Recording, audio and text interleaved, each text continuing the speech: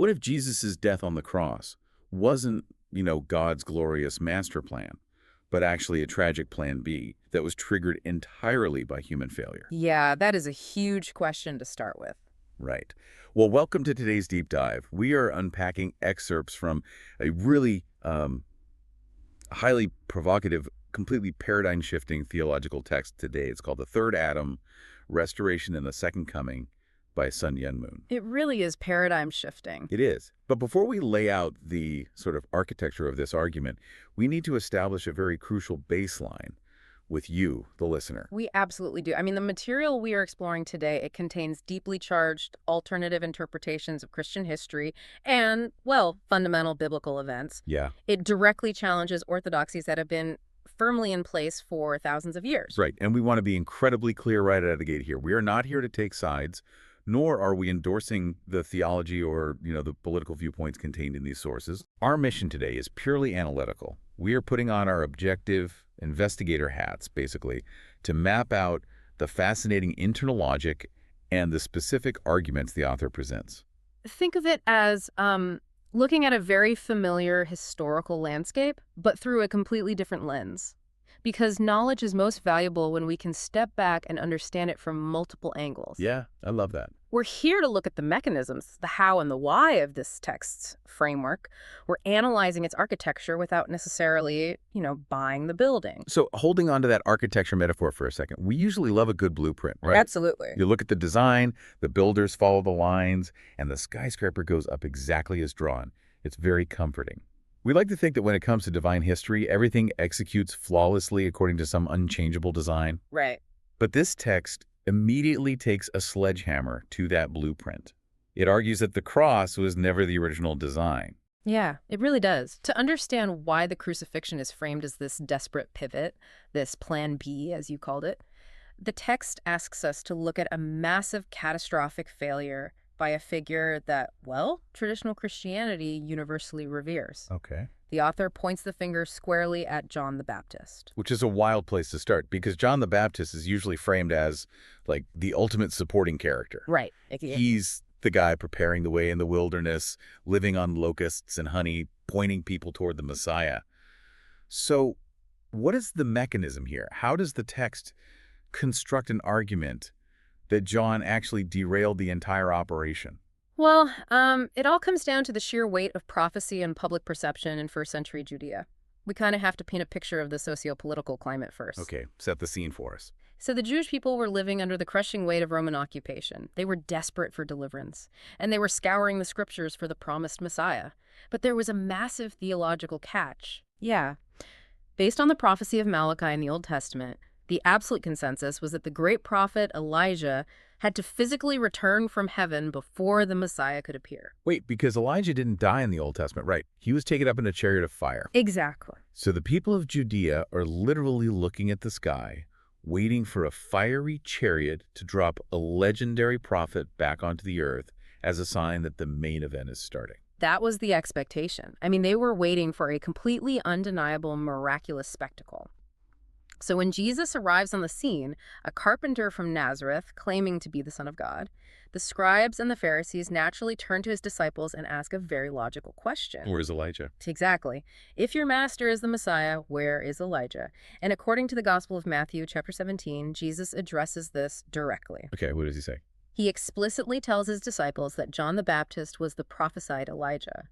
Jesus essentially says Elijah has already come, but the people didn't recognize him. Okay, so Jesus makes the definitive connection. He gives John the Baptist the ultimate endorsement, effectively saying this is the guy Malachi was talking about. He does. But the text highlights a devastating disconnect here. When the Jewish priests and Levites went directly to John the Baptist to investigate, they explicitly asked him, "Are you Elijah?" Right. And John flatly denied it. In the Gospel of John, chapter 1, he simply says, "I am not." And the author argues that the single denial was an absolute disaster. Oh, wow. I see where this is going. It's like a highly anticipated movie release. Okay, yeah. The studio hires an official hype man to prime the audience. But then on the red carpet, the hype man suddenly tells the press he's never heard of the director. It totally tanks the release. That is a perfect analogy. By denying he was Elijah, John effectively makes Jesus look like a liar to the very people who are scrutinizing his credentials. That hype man analogy captures the social dynamic perfectly. The text argues that John's influence in Israel at that time was unparalleled. I mean, he had the ear of the masses, people were flocking to the Jordan River for him. Right, he had a huge platform. Exactly. If he had publicly united with Jesus, confirmed his identity, and used his massive platform to endorse Jesus as the Messiah, the entire nation would have followed. Wow. Instead, John created an insurmountable theological dilemma for the Jewish people. Who were they supposed to believe? The beloved prophet in the wilderness, or this unknown carpenter? But I have to push back here a little bit based on traditional narratives. Most Christians reading the New Testament view John's actions as a sign of incredible self-effacing humility. Right, the decreasing verbs. Yeah, exactly. There's that famous line where John says of Jesus, "He must increase, but I must decrease." Isn't that just John gracefully stepping out of the spotlight so the Messiah can shine? Well, look at it from the author's perspective. If John and Jesus are operating on the exact same divine mission, their destinies have to be linked. Okay. You don't build up a leader by destroying the foundation he's standing on.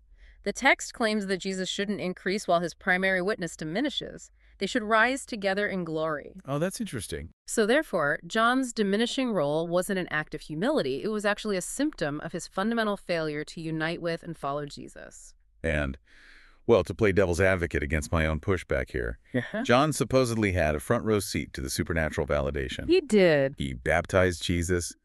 He saw the heavens open and the Spirit descend like a dove. How does the text explain him dropping the ball after seeing all that?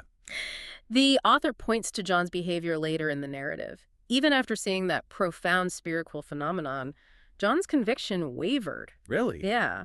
While he was locked in prison, he sent his own disciples to question Jesus, asking, "Are you he who is to come, or shall we look for another?" Which is a staggering question to ask after you've had a literal divine revelation about the guy. It is, and the text argues that this lingering doubt, combined with his public denial of the Elijah role, left Jesus entirely without a social foundation. Meaning he had to start over. Completely. Instead of stepping into a ready-made movement prepared by John, Jesus had to go out and work from scratch. He was preaching in the streets and performing miracles out of sheer desperation to gain any sort of foothold or acceptance. Desperation. That is a really tough word for traditional Christians to hear. I mean, we usually picture Jesus calmly walking on water, feeding the 5,000, always in total serene control of the situation. Right. The traditional view is very calm. Yeah, so what makes the author view his ministry as one of desperation? Well, it comes down to the burden of the mission. Jesus was tasked with saving humanity and establishing the kingdom of heaven on earth. Without John's societal foundation, he was a general without an army, trying to convince a skeptical, rigidly traditional population of an entirely new paradigm. Oh, I see. The miracles in this interpretation weren't just displays of power. They were urgent, necessary pleas for the people to simply believe in him before time ran out. Wow.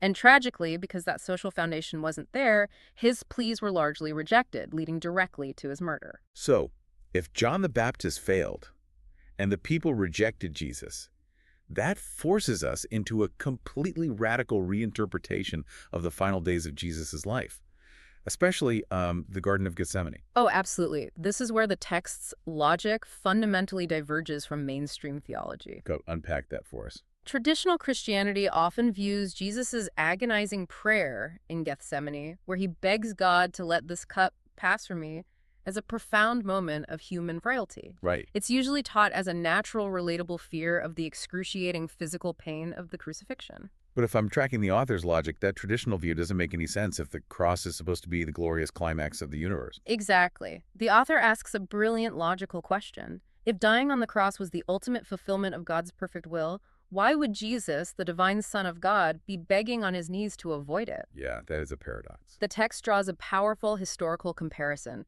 It points to the American patriot Nathan Hale, who famously said right before being hanged by the British, "I regret that I have but one life to give for my country."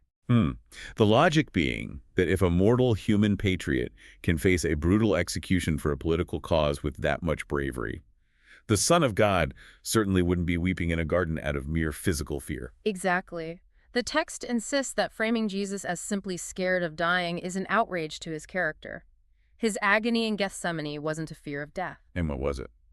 His agony was the crushing realization that his primary mission, the complete earthly salvation of humanity, was being thwarted by human faithlessness. Wow. He was weeping because he knew that dying on the cross meant the dispensation of salvation would have to be prolonged for thousands of years.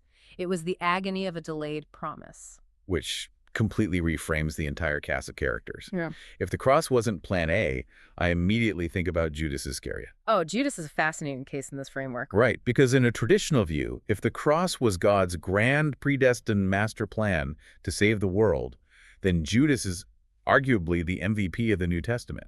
He facilitated the salvation of humanity. He did the dirty work. Yeah. He should be glorified for doing the dirty work. Yeah. That is the exact paradox the author highlights. If Judas was merely playing his necessary predestined part in God's glorious plan, why did he kill himself in despair? That's a great point. And more pointedly, why did Jesus explicitly say of Judas, it would have been better for that man if he had not been born? Oof. Yeah.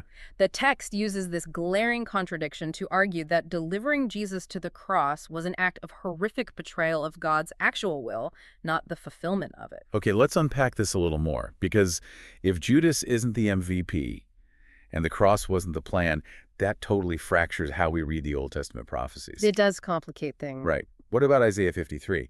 It explicitly predicts a suffering servant who is wounded for our transgressions.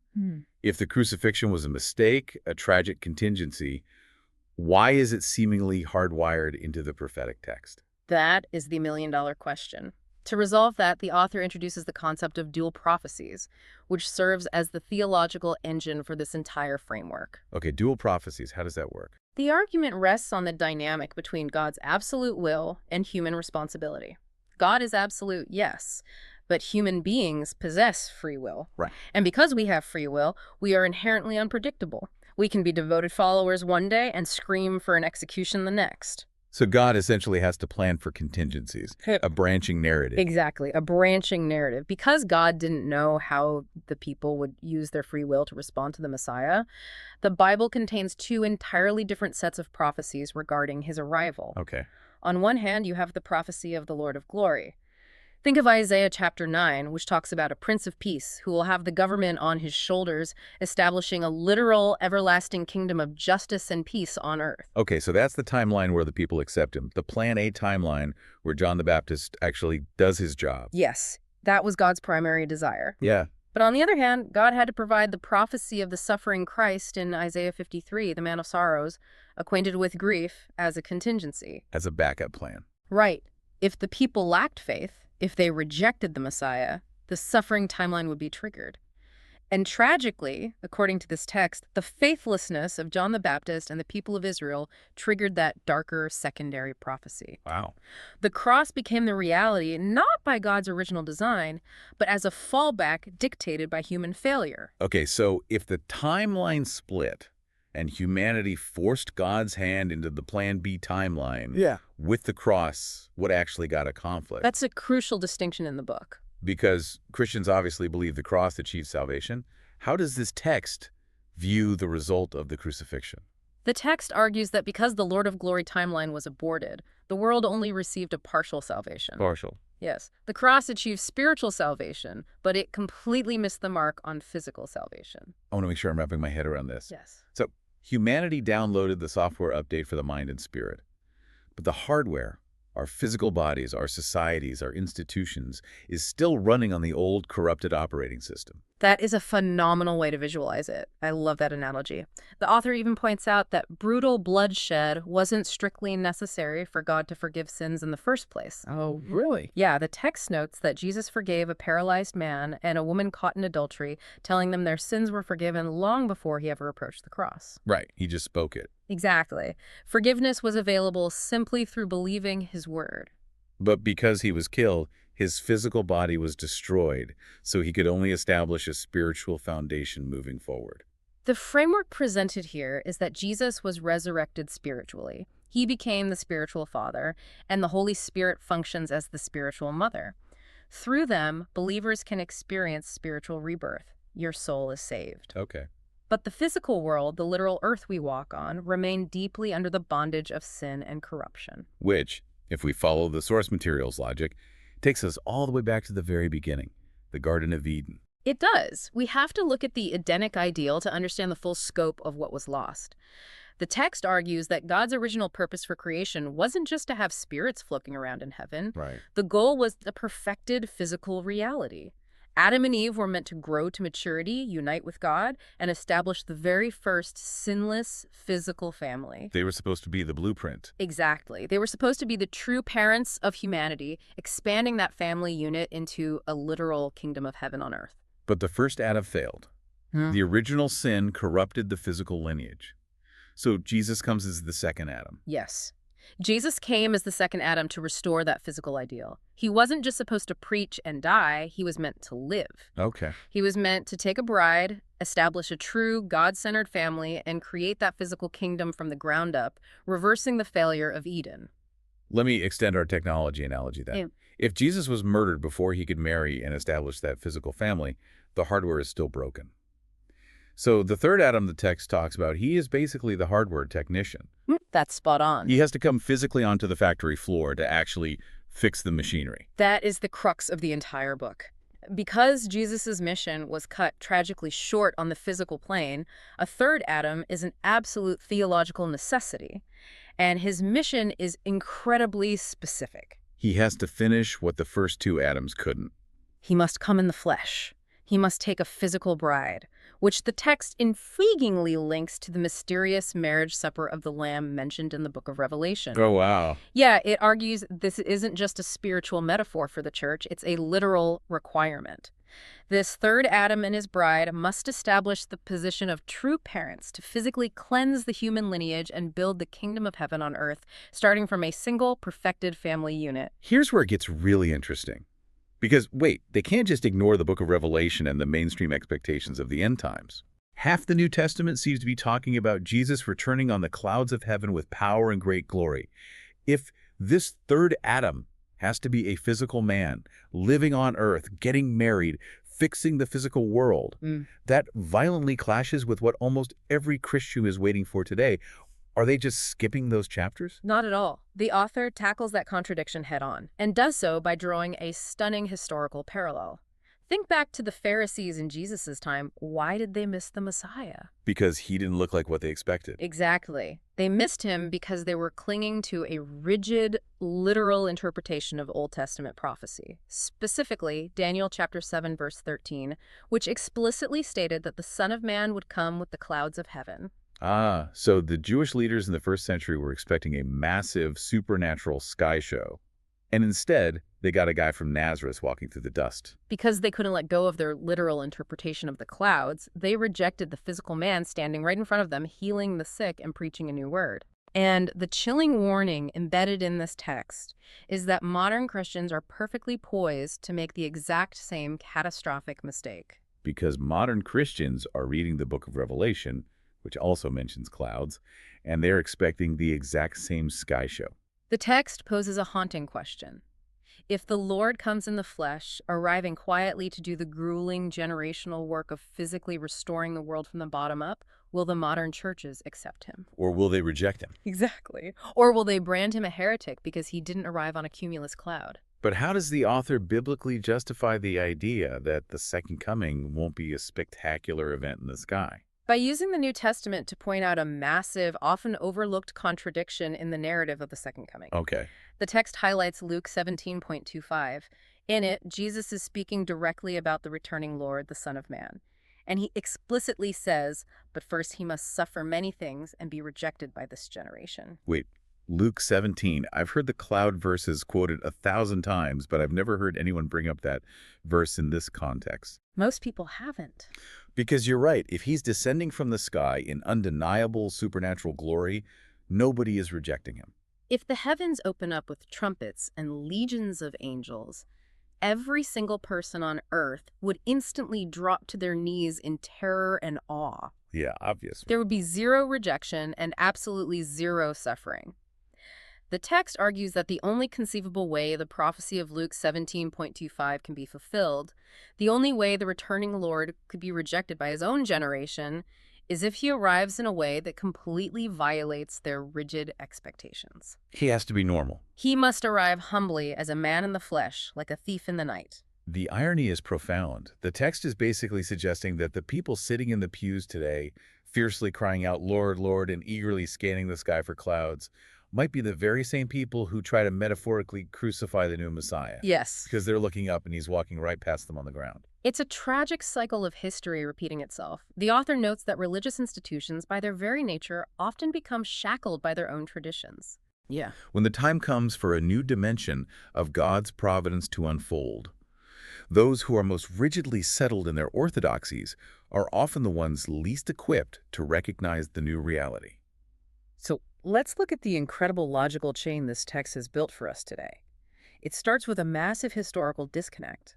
John the Baptist failing to align his public testimony with Jesus' mission. Right.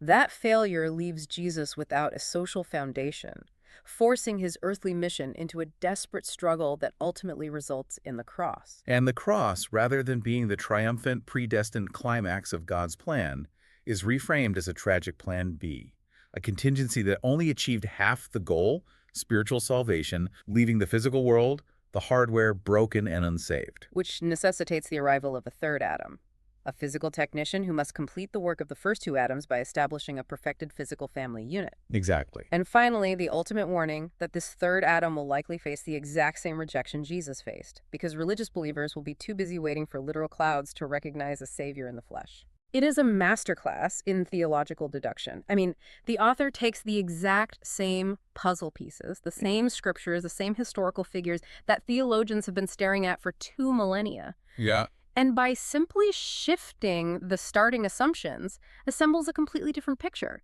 It asks us, fundamentally, are we reading the spirit of the text, or are we trapped by the letter of the law? And regardless of your personal theology, regardless of whether you find this interpretation fascinating or view it as complete heresy, the text does something incredibly valuable for the reader. It really does. It holds up a mirror to the rigidity of our own beliefs.